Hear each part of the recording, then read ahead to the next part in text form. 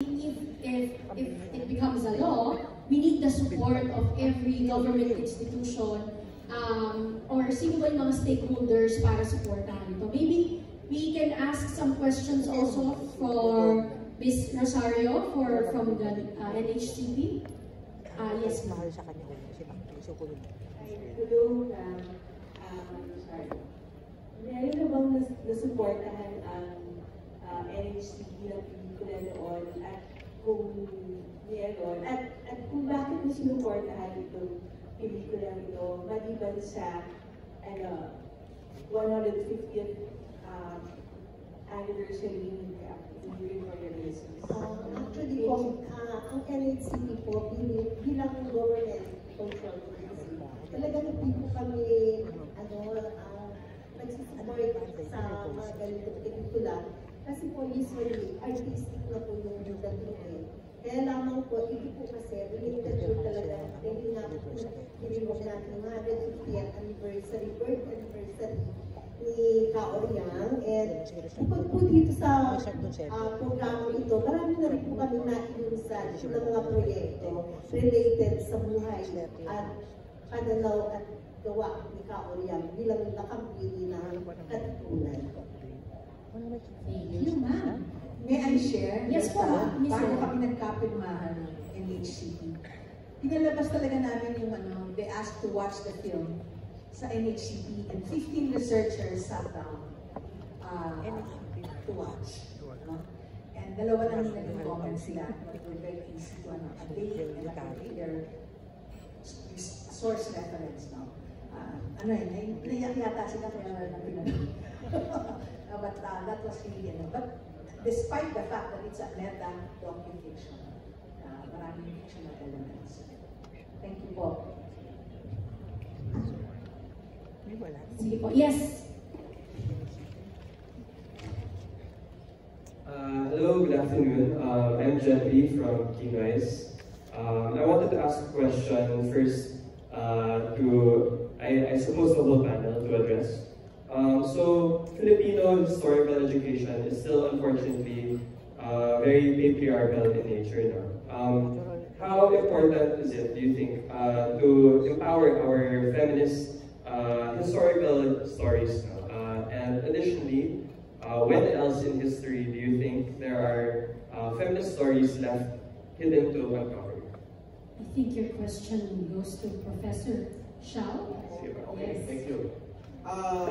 Una sa lahat, salamat at may bill na ang mangyayari dyan, pag yan ay pinatupad, meron naman tayo curriculum kasi ako po ay consultant of the Araling Panlipunan Curriculum of the Department of Education.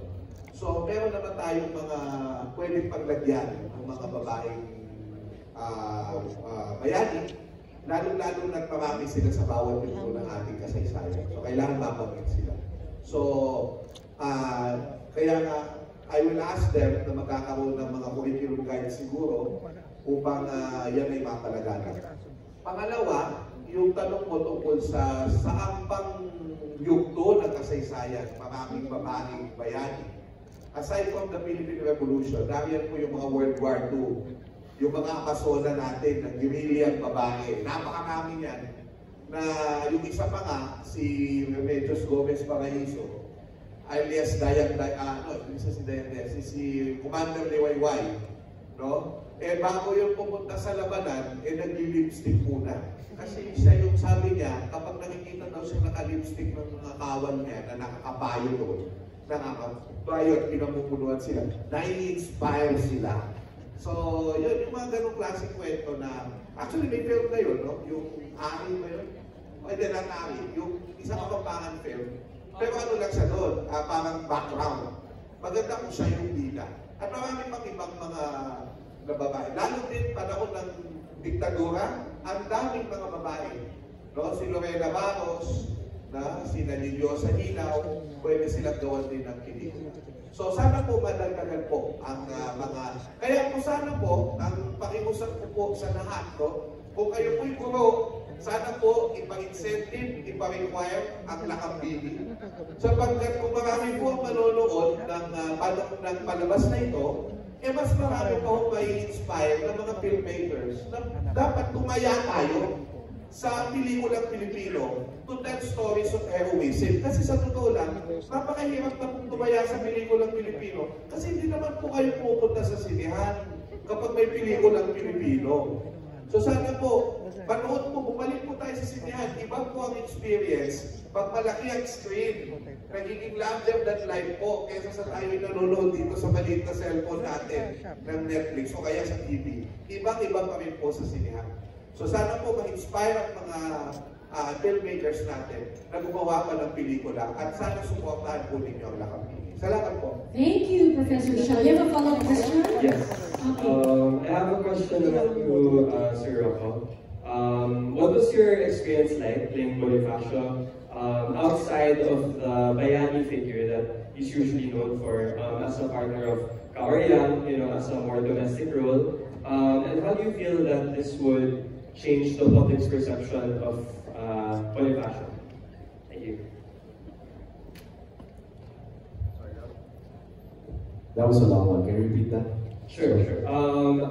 What was your experience like playing Bonifacio outside of the Bayani figure that he's usually known for as a partner of Kaoryang and as a more of a domestic figure sa buhay niya? And how do you feel that this might change the public perception of Bonifacio in the public's eyes? Well, we all know. I mean, we all know him already. Many of his characteristics, alam na natin. Are there other stuff that we need to know about Andres? Kilala na natin siya. Yeah. Pero siguro, to reinforce, for example, some of the issues of Bonifacio's life. For example, bakit siya unang presidente? Bakit tinuturing siya ng ibang istorya ng unang presidente? Lumalabas din dito yun. At kasama si Oriak doon sa kwento na yun. Sa barangay. Oo. Yeah. Sabi nga siya, sorry. Miss Ellen is going to answer your previous question. Yes, I want to answer your question because it's very strong. Alam nyo, hindi naman yung sinabi ko, kailangan meron yung women heroes, no? But naniniwala, kasi hindi naman nakikompetensya, no? But I just feel, iba kasi mag-isip ang lalaki, iba sila tumingin sa problema, at iba rin sila mag-solve ng solusyon. Ganon din ang mga babae, no? So, aside from that big play and big role, there's a different perspective. So itong pelikulang to, yung sinasabi nyo, kilala na natin si Andres Bonifacio. Si Andres, si Oriang, hindi pa natin masyadong kilala. But it is actually a reframing. A reframing of a story that we have studied, perhaps. Diba? Like, ano ba ibig sabihin ng hero?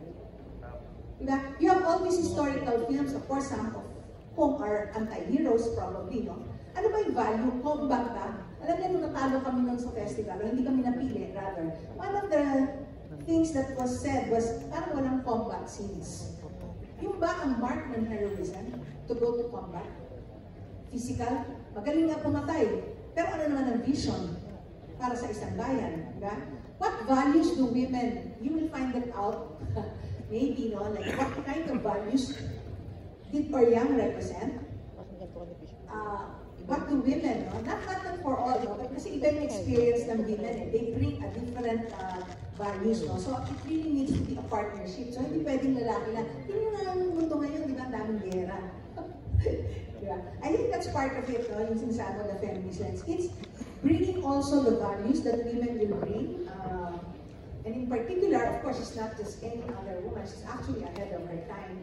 You will see, pag pinanood yung film, tandaan ninyo na women's suffrage came in 1937. She was born 1875. Nag-revolution siya ng 1897. Tama ba? She was 22. Diba? 21, 22. Nagkaroon siya ng trial. Pag nakita niyo yung trial, what she brings in. And then in 1928, gumawa siya ng autobiography at saka 10 tagubilin para sa mga kabataan. Na pag narinig nyo, magtataka kayo. Kasi ang ganda ng mga quotation ni Jose Rizal. Diba? Si Jose Rizal sabi niya, the youth is the hope of the motherland. Siya sabi niya, kabataan, pandayin nyo isang interest na makakatulong sa bayan. I mean, ang dami niya. No? That was before women's suffrage. She had an autobiography. Among the women of that year, halos wala. Wala akong alam. Isa lang yata. No? I'm not sure si Marina Dizon. Pero halos wala nang nagsusulat at that time. Okay? Yun. Anong values? Anong gusto natin magtanong ng tao? Ano ba ang hero? I think I have a question. I have an answer to your question. Not to me, oras, pati na lang. But you were asking about the effect of Khan with Andres to me. But I think you will see the nuances also on in the film na kung paano siya tumingin kay Kaoryang na okay, di lang pala lalaki ang kaya gumawa nito. Yung paghanga niya sa kanyang partner at sa mga babae in general. So, makikita mo yung paghangat niya na sana mas alam nito ng mga iba pang lalaki na hindi lang mga lalaki ang dapat maging leaders. Makikita mo sa nuances na mas gusto ko na hindi lang pala lalaki ang gagalaw. So, that effect to me as an actor, as a man, gave me, you know, showed me different respect for the women, and we all see it now. The women empowerment, that movement is very strong, and we should respect that. And totoo yung sinasabi, kahit very cliche, na no one is above anyone. Kaya lumebe ng mga babae. And now that I'm a husband, a father, nagbago din tingin ko sa asawa ko na hindi ako abot dito kung wala tayong partner na makakatulong sa atin. And that goes the same way for women and their partners also.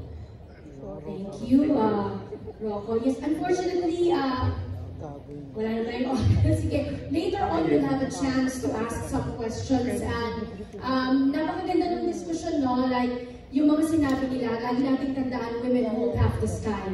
At ang mga kababaihan ay may iba't ibang mga paraan ng pagkatuto at ng values nga, sabi niya, no? At kung paano tayo, yung kaalaman ng mga kababaihan ay iba din. So, napakagandang opportunity ito para ma-discover din natin at ma-appreciate natin ang role ng kababaihan sa kilusan, sa paglaban para sa bayan. At syempre, ngayon naman nais natin panoorin yung video, no, mula sa isang Oryang na hindi natin kasama ngayon, no, from Miss Lovie po. Can you please roll the video? Thank you. Gusto ko lang po salamat sa Kongreso. Maraming salamat po for giving space to Gloria de Jesus Kaoryang and her story. Ang laban niya noon wasn't just against colonizers, pero laban din sa posibilidad na makalimutan. A struggle that still feels close to home today, when truth is often challenged. And that's why the bill to institutionalize the study of Filipino heroes is so meaningful and very timely. It's a form of justice for those whom history has overlooked. At sa ating mga leaders po, sana ipatuloy natin bantayan ang ating collective memory as fiercely as we guard our freedom. And in these divided times, may we remember what Kaoryang and the Katipunan stood for. They stood for truth, dignity, and equality for all. Kaya inaanyayahan ko po kayong lahat to watch Gregoria de Jesus Lakambini starting November 5, and don't forget to share it with your friends, family, and community. Let's keep her story alive. Thank you very much, Ms. Lovie po. At gaya po ng sabi niya, this is a constant journey, no, to discover the truth. And also, bigyan natin pagkakataon na itampok ang mga kababaihan sa mga pelikula at sa mga palabas na ng tungkol sa kabayanihan, dahil hindi lamang po mga kalalakihan ang may kabayanihan, kundi ang mga kababaihan din. And to close our press conference, I'd like to call on again our creative producer, Miss Ellen Oquico Marfil. Okay, I think much has been said about our fight for women. To acknowledge a woman leader, the vast power we have today. Pero through Oryang also, that is also a gateway to look back at the past. Alam niyo si Ricky Lee, of course, di ba? National artist. Ricky Lee always say sa mga story, sa mga script writing workshops, kapag may problema kayo sa kasalukuyan, tumingin kayo sa nakaraan. Baka mahanap nyo yung solusyon. So I hope the film will also be a gateway to reflect on the past. Sabi nga ni, Rocco, change yung perspective niya. Tingin natin kay Andres, diba? Mayabang, kay Santalo, you will see a different Andres here, actually. Reframing nga, pati yung pagtingin sa the past. What is the truth there? Kailangan ito ngayon ng mga young people, no? Kasi mag-impress sila. Sabi ng isang descendant, okay, she's not here.